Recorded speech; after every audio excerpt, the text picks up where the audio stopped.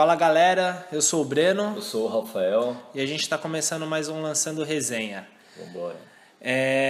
Vamos falar um pouquinho do UFC que aconteceu nesse sábado, que teve como luta principal o Tim Bolt contra o Dan Henderson. A gente vai falar um pouquinho agora de uma nova resolução que o UFC lançou para os seus lutadores em relação ao doping, em relação aos testes. E aí a gente vai falar sobre o UFC 188 que vai acontecer no sábado que vem entre Velasquez e Verdun. Vai ser realmente poderoso. Bastante coisa. Pra quem ainda não notou, o UFC tá com a agenda cheia, né? Todo final de semana tá acontecendo luta. E era, né, uma resolução que o Dana White queria, né? Ele queria ter um número alto de evento. Né? Não sei se essa é a melhor abordagem. Tem gente que critica porque acha que o evento perde aquela qualidade, né? Acaba ficando muito filler, né? Fica aquela coisa só pra encher linguiça mesmo, né? Mas... É que assim, quando você quer ir para outros mercados, fazer outras coisas, você tem que então, abrir a vantagem é que possibilidade. agora você tem evento na Nova Zelândia, você tem um evento nas Filipinas, onde for, né? Então, bom, mas vamos lá Vamos lá. A gente vai falando algumas das lutas, a gente não vai pegar todas as lutas em si, a gente vai pegar as principais e as que mais importam para a categoria e que também importaram para o evento em si, tá? Então a gente vai falar um pouquinho da luta do Thiago Tavares, brasileiro, que lutou contra o Brian Ortega, tá? Então foi uma luta muito forte. O Thiago Tavares, ele tentou usar muito o jiu-jitsu dele, né? Ele foi muito para um grappling, ele tem um jiu-jitsu de qualidade, ele tentou fazer isso, só que eu não sei se ele contava com a guarda do Brian Ortega, que atacou, por incrível que pareça, muito mais da guarda. No primeiro round eu achei que o Thiago Tavares perdeu pelo tanto de ataque que o Brian Ortega fez, tanto que o Brian Ortega, ele abriu o supercílio e deixou o Thiago Tavares, na verdade, ele abriu o supercílio e abriu o olho com cotovelada com as costas no chão. E atacou o braço e colocou o Thiago no triângulo umas 2 vezes. Acho que ele foi pro braço 2 vezes e o triângulo uma vez. A impressão que eu tenho do Thiago Tavares é que às vezes ele é um tanto passivo nas lutas, né? Eu acho que ele faz aquele jogo clássico do jiu-jitsu de ganhar posição centímetro por centímetro. Então é um jogo meio parado. E eu acho que os americanos, né? Essa é uma coisa que eu acho na minha visão. Hoje em dia você tem americanos com um jogo muito mais dinâmico, né? Principalmente esses que estão dominando as categorias agora. Então é um jogo de wrestling com um striking afiado, ground and pound muito mais agressivo do que a gente via naquela época clássica do UFC, que tinha o Coleman, tinha o Henderman, né, que só derrubava e volta e meia era finalizado. Não, é um jogo dinâmico. Bate passando a guarda, levanta, troca. Então eu acho que a brasileirada aí precisa dar uma reciclada, se quiser voltar para as cabeças. Assim, às vezes eu sinto que o pessoal, eles têm muito a mentalidade do jiu-jitsu e eles ficam muito na questão de ganhar, é o que você falou, ganhar posição em vez de bater um pouco mais. Às vezes ele poderia usar o soco, usar as coisas até para passar para uma meia guarda ou estabilizar num 100 quilos e tudo mais e utilizar muito cotovelo. Eu vejo pouco brasileiro hoje dando cotovelada e eu vejo a maioria dos wrestlers atacando muito da guarda, atacando muito da meia guarda. Quando vai para os 100 quilos eles conseguem bloquear, usar o peso. E na verdade é um duelo aí de escolas, né? É um duelo de escolas aí, o que a gente está vendo. E as academias brasileiras, elas precisam dar uma reinventada. Realmente é coisa... O Thiago, na verdade, ele desceu de categoria. Essa foi uma luta nos penas, né? Ele era dos leves, para quem não sabe. E ele tava, assim, fisicamente, parecia, assim, bem diferente em relação ao Brian, tá? Ele tava muito forte, tanto que ele tava tendo até uma vantagem, só que o Brian Ortega tem uma guarda muito ativa. Primeiro round eu dei pro Brian, no segundo round o Thiago ele veio mais forte, conseguiu controlar melhor, o Brian Ortega deu uma cansada, mas no terceiro round tanto o corte quanto o gás deu uma brecada no Thiago. Sim. E uma coisa que eu tenho notado, apesar dele ter uma trocação legal, uma trocação boa, é que quando ele é atingido, ele sente. Sim, E ele sente. Ele realmente não tem um poder de recuperação. Ele não recupera tão bem quanto outros, por exemplo, quando a gente viu, a gente estava até comentando, né, do Thiago Alves.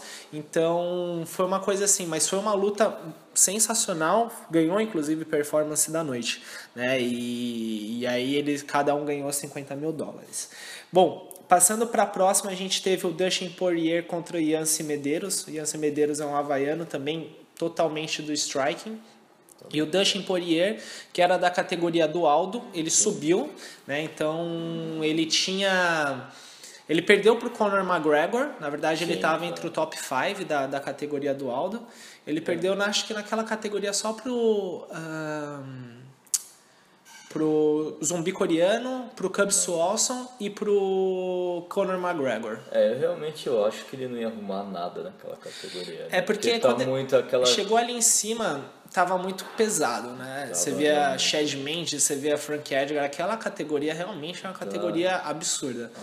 E agora, assim, nos leves eu creio que ele pode, acho que ele junto. tem mais chance mesmo. Então, ele é a segunda luta que ele faz nos leves, desde que ele perdeu pro Conor, e é a segunda luta que ele finaliza no primeiro round. E ele também ganhou a luta de performance da noite, foi um atropelo realmente dele. E o Yancy Medeiros, apesar de trocar muito bem, ele não viu, assim, ele tomou uma de direita e depois daquilo lá ele tentou sobreviver o resto da luta, e daí pra fim foi um passeio do Dustin mesmo. Muito forte, chegou forte nessa categoria. Ele disse que o corte de peso dele sempre era muito complicado e ele sempre sofria muito, às vezes ele se sentia meio fraco nas lutas quando ele estava na categoria de baixo, e que agora ele está se sentindo muito melhor. Então isso, às vezes tem essa coisa, né, que o pessoal sempre pensa, eu vou cortar peso, vou cortar para tipo ter uma vantagem de força na hora da luta, mas às vezes o tiro sai pela culatra mesmo. Às vezes cortar peso, né? O corte do peso é até uma coisa que a gente pode abordar em programas futuros aí, né, pessoal? Bom, mandem aí sugestões aí quem quiser.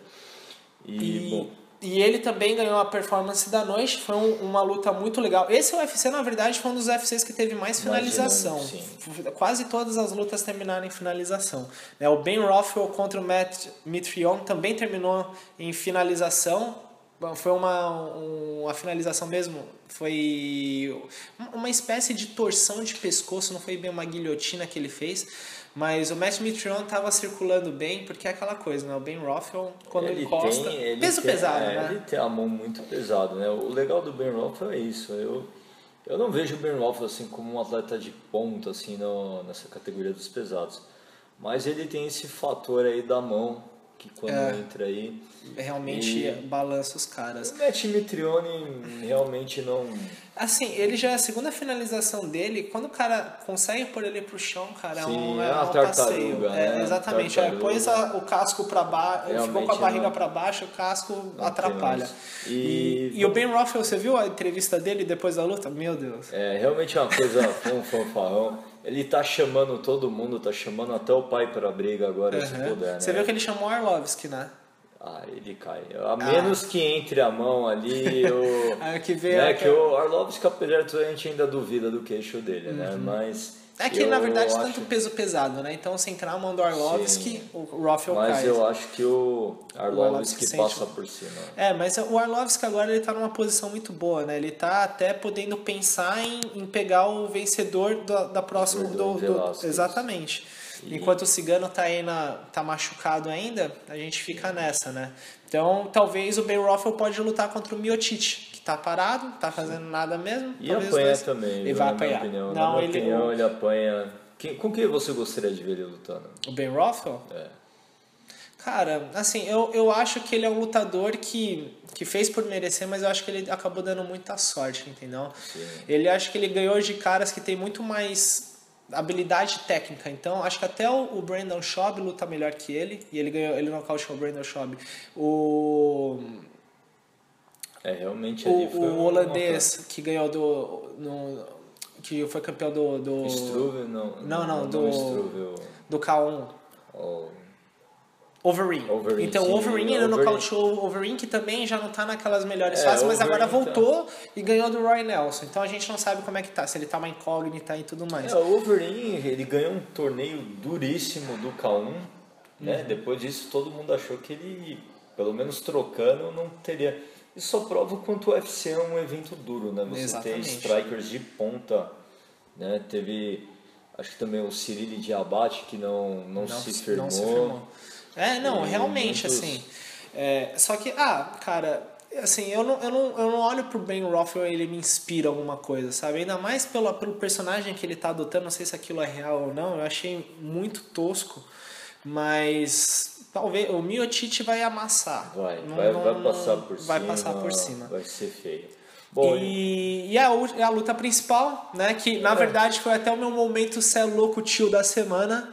Bom, o meu também, bom, a gente vai ter que concordar porque não podia ser diferente, né? Aquela bomba H, vou te falar.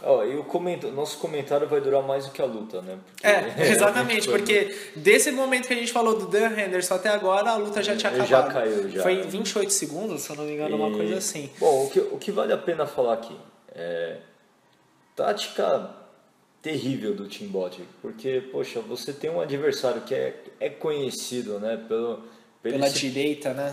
E você caminha pra cima dele. Olha, tipo, eu demitiria o meu treinador. Falo, olha, eu não imagino um treinador. Ou ele não usou, né? Eu acho que eu não imagino um treinador nada, falando cara. pra ele, falou, olha, você vai pra cima do Dan Henderson, vai que vai dar certo. Vai. Esse plano vai. Esse amigo aí não, né, tá tudo errado. Então, eu acho que o Tim Botti pegou a mulher do treinador dele pra ele mandar ele fazer isso. Porque eu vou te falar, realmente é aquilo que a gente sempre falou. Hoje em dia, o Dan Henderson, ele não tem mais a explosão atlética dele, ele não tem... Mas o vigor físico, ele não tem mais aquele gás que ele tinha antes, ele não tem mais aquela resistência. Nem os dentes mais, né? Nem os dentes mais ele tem, mas o que acontece? O que ele tem é uma força descomunal. Se ele encosta com aquela direita, ele derrubou meio mundo já. Ele estava tomando um pau do Shogun aqui no Brasil, e de repente ele ameaçou, ele tava num clinch, meio que ameaçou uma entrada de queda. Quebrou o nariz do Shogun. E quebrou o nariz do Shogun com um soco, cara. Então, assim, o nariz do Shogun parecia que tinha sido marretado. Foi uma coisa assim absurda. E é aquela coisa. Mas o Dan Henderson, você olha, por exemplo, para as 1, 2, 3, 4, 5, 6, 7 últimas lutas dele, ele ganhou 2. Sim, vinha já numa... Que foi justamente do Shogun e do Tim Bolt. Ele perdeu do Mousasi, ele tomou aquele atropelo do Cormier, ele perdeu do Belfort, perdeu do Rashad Evans, que foi aquela luta mais ou menos, e do Machida também, que foi aquela luta mais ou menos. Né? Então, assim, é aquilo que ele tem, cara. Se você rodar pra direita, se você ficar fazendo aquele joguinho e rodar pra direita, dar a abertura para ele encostar em você, ele vai. E ele encostou com a direita, depois ele deu um upper e finalizou. Encostou então, ali na grade, também acabou ali. E o Botti não ia conseguir levantar de forma alguma. Então, a incógnita era, né? É outro que também está na polêmica do TRT, né? Uhum. Mas não deu espaço para a gente ver como seria a performance, porque ele praticamente não lutou. Uhum. Mas é um lutador que, né, clama ser um pouco mais independente do TRT como o Belfort, né? Exatamente. Belfort já... E assim, a categoria dele é essa mesmo. Né? Sim, dos médios. Nos primórdios do UFC ele já tinha lutado, né, naquela fase semi-amadora, ele também tinha ganho um torneio nessa categoria, né? Então assim, se você levar em consideração que ele perdeu do Belfort, perdeu do Mousasi, que é um puta lutador, e que ele até falou que ele poderia ter aguentado, apesar do olho dele ter sido bem machucado, assim, sério até, e ganhou do Bolt, ele tá com 2 derrotas e uma derrota até pro Belfort TRT. Então, que a gente não pode considerar muita coisa, né? Porque era um deus praticamente. Aqueles personagens secretos de jogo de luta, parecia uma Akuma no Street Fighter. No próximo nível. Né? Então, assim... Você tem que desbloquear ele. Exatamente. Então, você levar em conta isso, ele não tá tão mal, mas porque ele realmente, quando você vai colocar ele em consideração com os outros lutadores, tipo Daniel Cormier, é muito maior. Sim. Jogou ele por cima da cabeça. Então... Se ele for fazer alguma coisa, ele tem que fazer nessa categoria mesmo. Nessa categoria. E realmente ele não almeja mais o título, né? Tá lutando por diversão, né? Então, vamos esperar para ver o que vai ser do Dan Henderson. Exatamente. Na verdade, na cabeça dele, ele acha que tem uma possibilidade. Eu não vejo, de forma alguma, ele ganhando do Chris Weidman, ou do Jacaré, ou do Rockhold. Mas, se ele tá motivado... Acho que nem do Machida de novo... Eu não sei, vejo ele- eu não vejo também, assim, acho que aquela coisa que a gente falou, ele tá com 44 anos, cara. Sim, São 44, o cara é fera. Ele já nocauteou, pra quem não sabe, o Fedor, né, que também já tava no final de carreira, né, mas mesmo assim, ele já lutou em médio, meio pesado, ele já lutou praticamente todas as categorias, tem não sei quantos cinturões, então é um cara, é realmente uma lenda. Só que ele tá com 44 anos, e aí você vai pegar uns caras que são monstros também com 28, 30 anos, faz muita diferença. Não tem Né? muito... Então, na cabeça dele, se ele tá motivado, ele acha que ele consegue, cara, vai pra cima. Vamos ver como é que a gente vai ser. Eu vou adorar ver mais uma luta dele. Se ele fizer o que ele fez, vai ser melhor ainda, né? Mas beleza, pessoal. Esse daqui foi o nosso recap aí do UFC que aconteceu nesse sábado. Vamos falar rapidinho só de um ponto que a gente já tinha comentado, inclusive no primeiro podcast, que foi a questão do doping, né?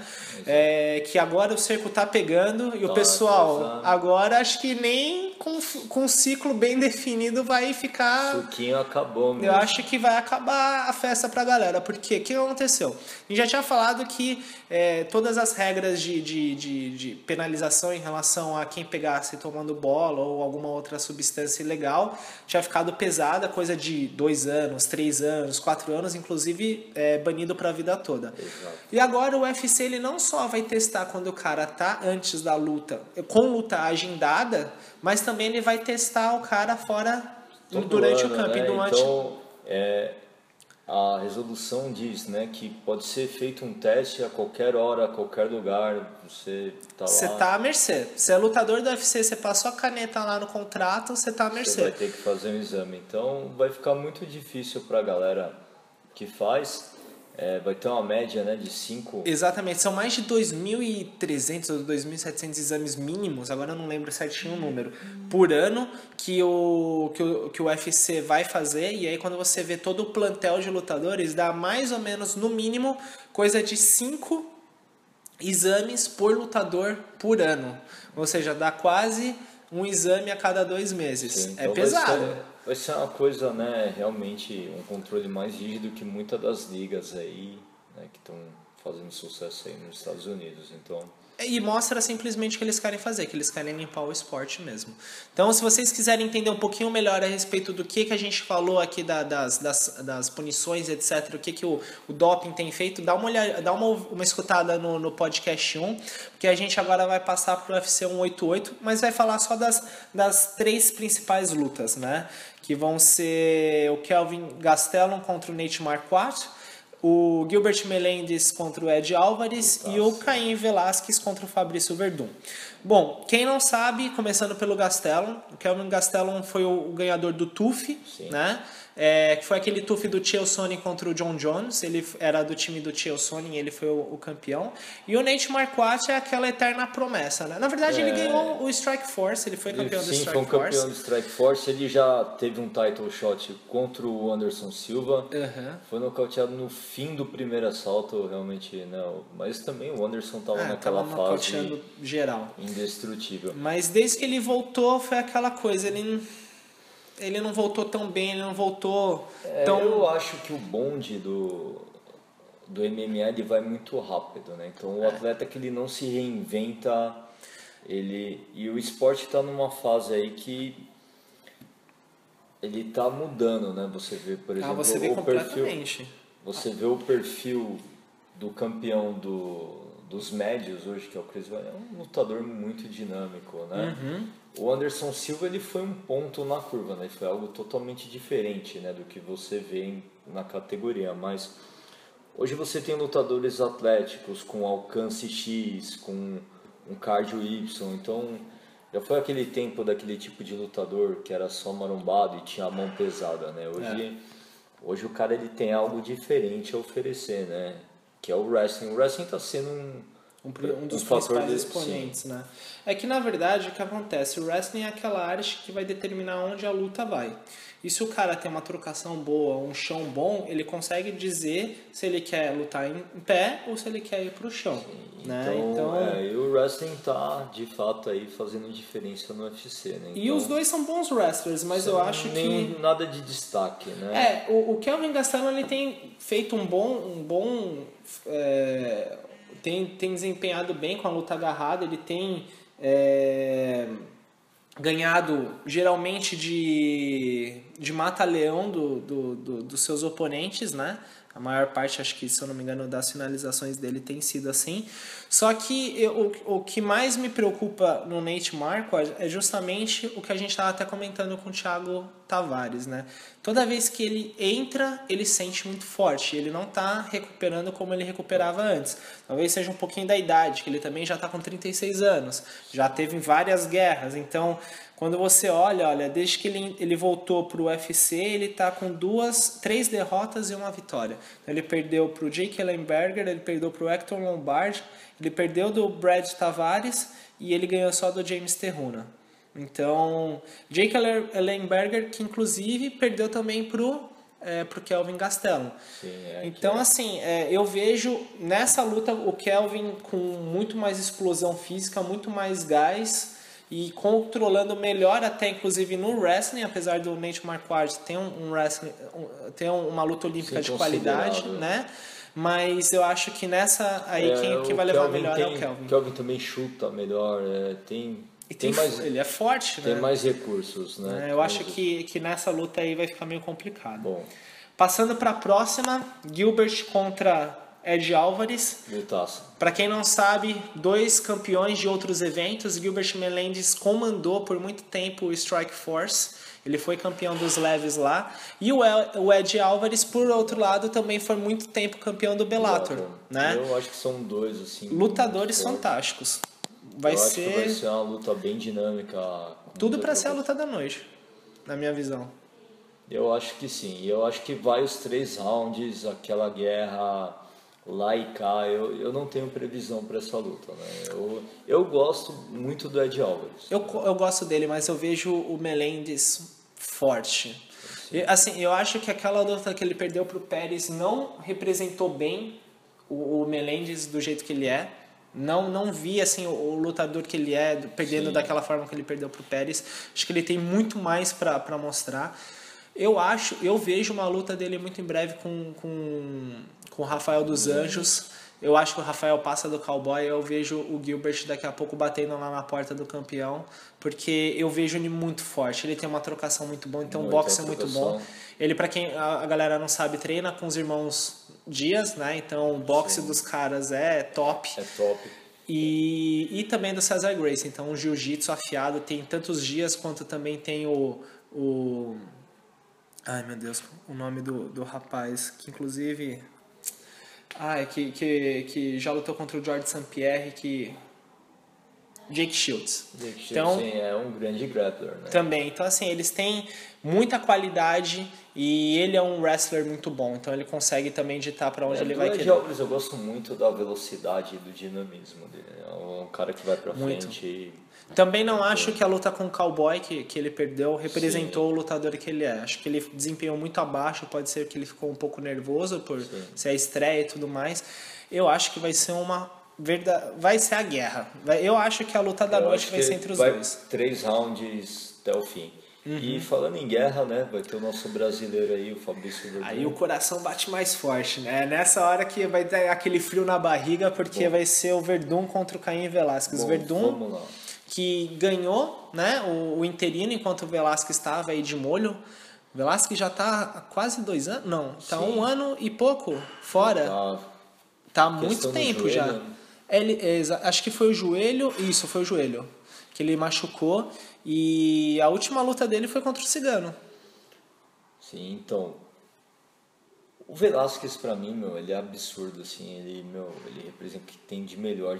Dos melhores, caminhava para ser um dos melhores pesos pesados da história. Não por cartel, mas pelo tipo de jogo. Porque ele bate forte, ele não cansa, ele vai 5 rounds de forma interrupta e ele tem um jogo muito dinâmico, ele tem um jogo de peso leve. Então, ele não para. Ele não para, ele derruba, bate em cima, então assim... Prensa na grade, bate em você na grade. Ele é algo que a gente não via desde o Fedor. Né? Alguém que dominava o oponente de forma assim Do jeito que ele faz. Ele faz parecer as lutas dele muito fáceis. Muito fácil. Né? Então... ele não é aquele artista, né, de nocaute de um soco só e cai, mas ele realmente atropela, ele passa o carro. E o Verdun, ele é uma grata surpresa. Ele é alguém que melhorou muito aí nas aulas do Rafael Cordeiro. Tá indo muito bem. Tá trocação. Tá trocando, você vê dando joelhada. Tá chute alto, ele nocauteou o Hunt com uma joelhada. Então, assim, tá indo muito bem. E o chão é absurdo, né? É o chão de campeão mundial de jiu-jitsu, né? Então, não tem o que falar. É um outro nível. Realmente o Verdun, ele tá em outro nível. Agora, assim, a luta também, eu não quero ficar em cima do muro, mas é uma incógnita. Porque o Caim Velasquez está há muito tempo no estaleiro. 2 anos mesmo. A última luta que ele fez foi em outubro de 2013. Então vamos lá. Se voltar do mesmo jeito, vamos pressupor que os dois estejam no auge. O jogo, eu não sei como a guarda, né? Eu acredito na guarda do Verdun, a guarda que parou o Fedor. Então vamos lá. Mas o jogo do Caim Velasquez, ele é interrupto, né? Ele vai 5 rounds no mesmo nível e aí o Verdun tem que estar preparado. Não sei que tipo de estratégia de jiu-jitsu, né, ele vai utilizar. Em pé, eu tô gostando de ver o striking do Fabrício Verdun, mas a velocidade do Caim Velasquez é o que faz a diferença. Então eu vejo uma certa vantagem pro Velasquez pela dinâmica do jogo. Ele conseguir entrar um soco, clinchar, botar para baixo. Eu acho que se o Velasquez vir como ele vai, o Verdun ele pode ter um problema para entrar na luta. Eu acho que o Velasquez não vai querer trocar franco com o Verdun. Eu acho que ele vai querer fazer uma variação do jogo que ele fez com o Júnior dos Santos, de ficar imprensando, de, trocar, de bater. Prensar, derrubar. Exatamente. E nessa questão de ritmo que eu acho que o Verdun ele pode não se encontrar na luta. Porque o Velasquez ele pode fazer esse jogo a luta inteira. A luta inteira. E aí quem defende também cansa. Então, quem bate cansa, mas quem está defendendo, quem está sendo imprensado, quem está defendendo para não ser derrubado, quem está por baixo e quem está com aquele peso tudo por cima e tomando, né, ground and pound. Mas é aquilo, quem cai na guarda do Verdun corre um risco seríssimo. Eu tô assim, se eu vou contra a regra. E a minha aposta vai ser no Verdun pelo chão. Eu lembro que no primeiro podcast eu falei que o Velasquez comanda, que talvez quem pudesse bater de frente com ele fosse o Daniel Cormier, mas depois eu fiquei pensando bem, eu vi algumas lutas e eu vi muita falha no jogo de chão do Velasquez contra o Júnior Cigano. Sim, em termos de não aproveitar certas posições de vantagem e também de dar muita brecha quando ele estava por cima, coisas que se ele fizer com alguém, com o Verdun, eu acho que é fatal aí deixar um braço sobrando aí, realmente. Não só, tá até um triângulo de novo, cara. Eu vou contigo também, vamos de Verdun. Vamos de Verdun. Toda vez que eu aposto com você, às vezes eu acabo perdendo. Mas eu tô com um bom pressentimento. Eu acho que o Verdun vai surpreender o mundo aí e vai se consolidar como o campeão. Dos pesos pesados. E a partir daí a gente não sabe, né? E aí, assim, se ele ganhar realmente do Caim Velasquez, aí talvez um Cigano, mas o Cigano depois que lutou as 2 lutas com o Velasquez também ficou aquela coisa, parece que tirou muito dele, né? Perdeu aquele brilho, o Cigano anda recebendo muito dano nas lutas dele. Então... O Miocic também ele apoiou muito, coisa que ele não acontecia com ele antigamente, mas eu acho que se o Verdun ganhar do Caim, vai ser aquela coisa que dali, cara, eu não vejo o Brown ganhando dele. O Arlovski tem uma trocação boa, mas o Verdun consegue pôr ele para baixo e aí é um abraço. O Miocic também não vejo ele trocando melhor que o Verdun, apesar dele ter um striking de qualidade. Eu acho que o Verdun tem muito mais, ele chuta muito mais, ele tem mais recurso de ameaçar ir para um chão. Então deixa o cara meio na incógnita de ir muito para cima e ficar com medo de tomar um double nesse meio do caminho. Ver o que vai ser, né? Eu acho que vai ser bem interessante, que vai ditar justamente como é que vai ser daí para frente. Então, galera, finalizando esse outro podcast, o podcast número 4, estamos aí fazendo algumas mudanças e estamos novidades, em breve muitas novidades e aí a gente vai tentar aí trazer para vocês até a próxima semana uma coisa bem legal. Vamos deixar aí de surpresa, vamos ver como é que vai ser. Continue acompanhando a gente aí, dê uma força aí, compartilhem. Exatamente, compartilhem, se inscrevam no nosso canal, curtam os nossos vídeos, curtam as nossas, né, os nossos posts, que a gente precisa disso nesse momento. Valeu, pessoal! Um abraço, galera, até a próxima.